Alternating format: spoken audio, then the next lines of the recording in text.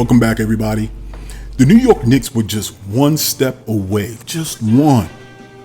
An Eastern Conference Finals appearance, we had the Garden Rocket. Jalen Brunson had ascended to superstardom. Mikal Bridges looked like the final perimeter piece for us. Karl Anthony Towns, who we got at the beginning of the season, sent out Jules and Dante. He started to settle in his role as the number 2 with Brunson. It was the closest that we had been to the NBA Finals since 2000. But still, it wasn't enough.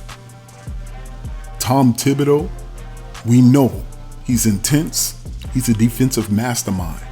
He resurrected us from basketball laughingstock to relevance. He was shown the door. There was appreciation, yes, but no sentimentality. The Knicks weren't content with a hard-fought loss this time to the Pacers. They wanted banners, not just noise. So they went out and brought in Mike Brown, a player's coach, a modern thinker, and someone believed to be capable of taking a battle-hardened team from contention to coronation. Damn, it was cold-blooded. It was a cold, calculated decision. And now, just months later, that same calculated energy surrounds two Knicks whose futures should feel solid, but somehow don't. Mitchell Robinson and Mikal Bridges. The silence is odd around their extensions. Neither player has signed one yet. Neither has been paraded in front of microphones as a foundational piece. There's no public posturing. There's no press leaks about positive talks.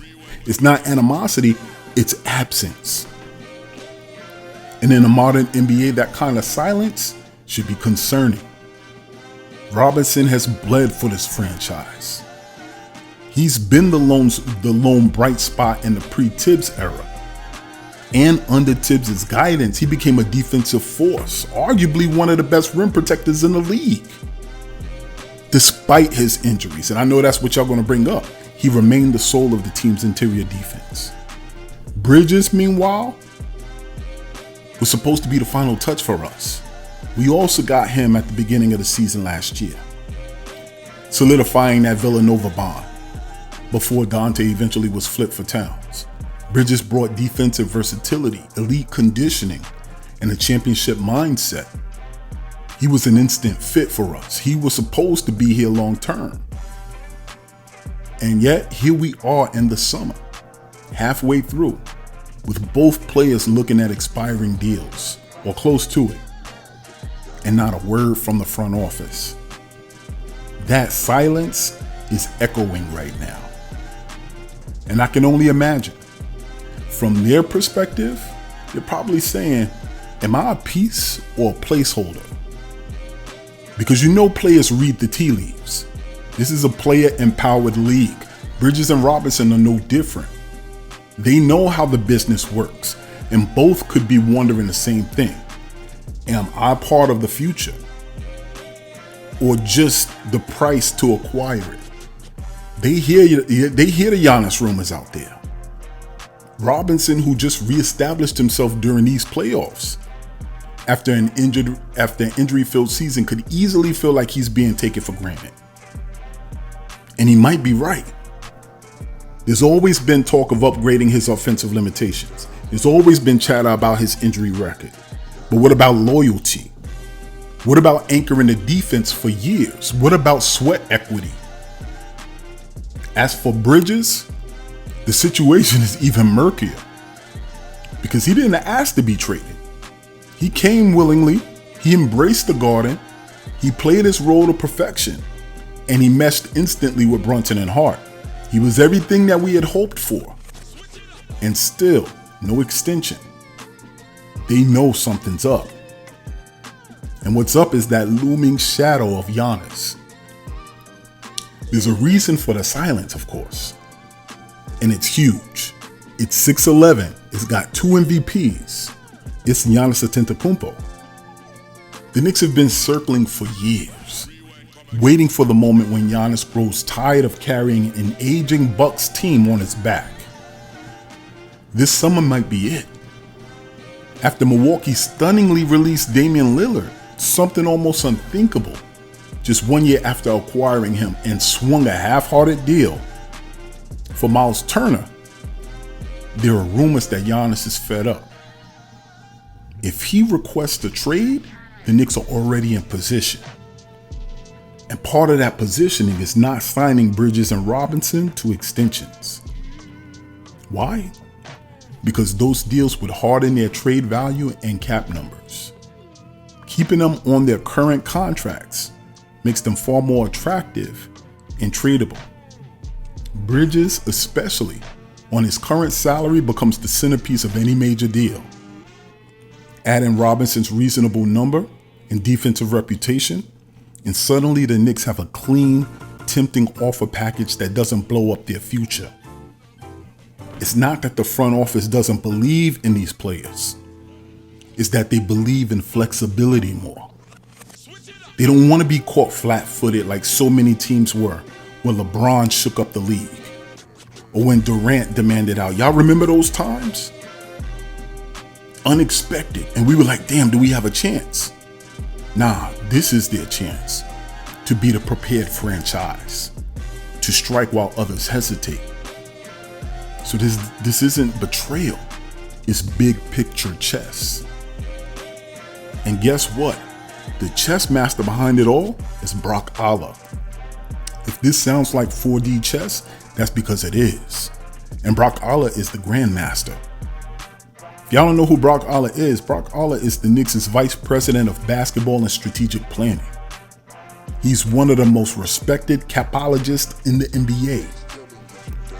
His entire reputation is built on preparing for opportunity. He was hired away from Cleveland, where he helped structure the Cavaliers' post-LeBron war chest and rebuilt cap space into trade-ready flexibility. In New York, he's done the same. Doubt that the Knicks are planning something major? Don't. Brock Allah doesn't just hope stars become available. He builds for that exact scenario. Quietly, slowly, and with surgical precision. Keeping Brunson and Robinson unsigned doesn't signal dysfunction, it signals intention. This is why we have brought Allah here. This is why they've been cautious with extensions, careful with trades, and allergic to splashy panic moves. So if Giannis suddenly decides he wants the Garden, don't be surprised if the Knicks are the only team with a clean, immediate option, because Brock Allah made sure of it. Mike Brown was the championship pivot. Hiring Mike Brown wasn't just about moving on from Tibbs. It was about reimagining what this team could become with the right offensive system and a player-friendly type of culture. Mike Brown is known for empowering stars. Just look at his most recent work with De'Aaron Fox, Domantas Sabonis in Sacramento. He's a modern communicator. He's a motivator. He's someone who can both hold players accountable and let them breathe. You already hear the players giving good feedback about him. If the Knicks land Giannis, Mike Brown is the coach you want. Not just because he can manage egos, but because he can unlock what Giannis, Brunson, Cat, that trio could be in motion. Ball movement, mismatch hunting, defensive fluidity. It's a blueprint for a title. That's what this is about. Not next year's win total, not clinging to the past, not even loyalty. At this point right now with the Knicks, it's about rings. It's about rings. Now, what does this say about the New York Knicks now? There was a time not long ago when the Knicks were the league's punchline. Dysfunctional, impulsive, bad contracts, worse PR. Them days is over. This front office is playing the long game now. The hiring of Mike Brown, the trade for Cat, the handling of extensions, all of it signals a franchise that's thinking several moves ahead, not just reacting. They didn't overpay for OG. They didn't rush to keep Randall. They waited for the right moment to pivot. And they may be doing it again. Sure, there's a risk. If Giannis never becomes available, if the team struggles early, if the locker room starts to crack under the weight of uncertainty, then this silence, this delay in extensions, it could become a fracture. But if Giannis becomes available and the Knicks are first in line, offering a Bridges, a Robinson, or a Cat picks, cap flexibility, that's a franchise that went from almost to unstoppable overnight. So between it being a cold strategy or hot blood, this moment is a test of belief for the fans, for the players, for the organization. Mitch, Rob, and Mikal Bridges are two players who could help deliver us a championship as part of this team. But they may also be the very currency that we need to bring in a generational player who guarantees one. That's not personal. That's not emotional. That's strategy. The Knicks believe that we on a doorstep right now. Mike Brown is here to open the door. Brock Aller is standing behind it, holding every possible key. And as they wait patiently, quietly, calculatedly for Giannis to knock, they're also gambling with the trust of the players who brought them to this point. And that's the piece that's a little bit unnerving. We the fans, we're caught in between the middle. Because we wanna root for Giannis, but we wanna be loyal to our guys. But make no mistake, this is a Knicks chaos. This is Knicks control. And for the first time in decades, we're playing to win everything. Even if it means breaking a few hearts along the way. Keep this in mind. Same thing applies to life, that applies to this situation, and that applies to our team. If there's no struggle, there's no progress. But also remember this, whether it's out there in the real world or here in these YouTube streets, here in Knicks Deli, everybody eats. I'm your boy Shia, and I'm out. Peace.